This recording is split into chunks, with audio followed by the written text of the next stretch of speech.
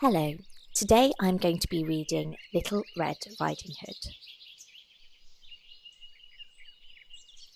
Once upon a time, there was a sweet little girl who was loved by everyone who met her. But most of all, she was loved by her grandmother. Her grandmother loved her so much that she made a little red velvet hood that suited her perfectly. The little girl was known by everyone as Little Red Riding Hood. One morning, her mother said, "Little Red Riding Hood, please can you take this cake to your grandmother? She's not feeling very well, and it will do her good. Now go before it gets too hot, and remember, walk carefully. Stay on the path, and do not speak to any strangers." "I will be careful, Mother," said Little Red Riding Hood with a smile. Now Little Red Riding Hood's grandmother lived deep in the forest, about a mile away from the village.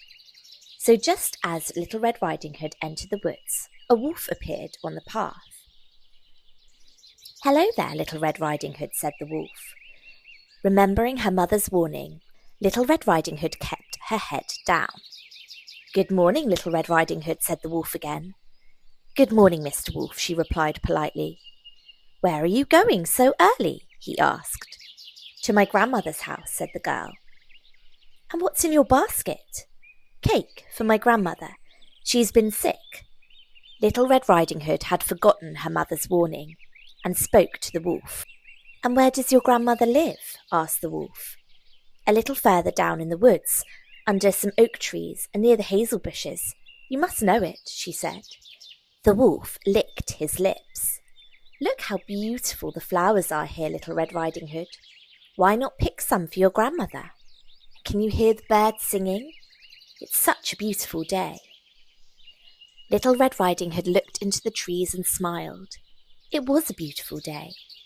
"I think Grandma would love a bouquet," she thought, and she picked some flowers. Meanwhile, the wolf raced as fast as he could to her grandmother's house, and he knocked at the door. "Who goes there?" called the grandmother. "It's me, Little Red Riding Hood," said the wolf sweetly. "I've brought you some cake." "Lift the latch," said the grandmother. "I'm too weak to get up." The wolf lifted the latch and pushed open the door. Little Red Riding Hood's poor grandmother gasped with shock as the wolf pushed her inside a cupboard. He then put on her nightgown and cap, pulled the curtains, and lay down in the bed. When Little Red Riding Hood finally reached the cottage, she was surprised to see the door standing open. The house felt strange and quiet.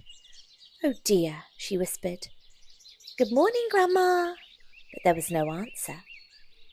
She walked into the house and went to the bed and drew back the curtains, and there lay her grandmother, cap pulled low, looking rather odd.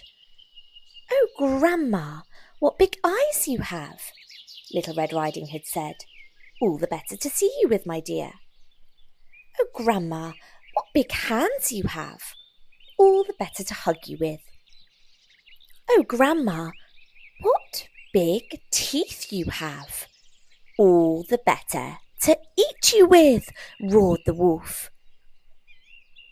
Little Red Riding Hood let out a shriek, and fortunately a huntsman was nearby and heard her cry.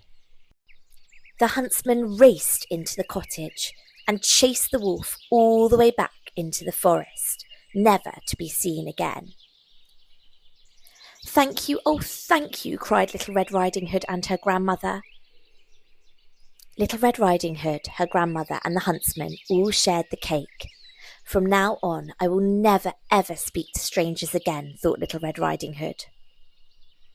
And they all lived happily ever after.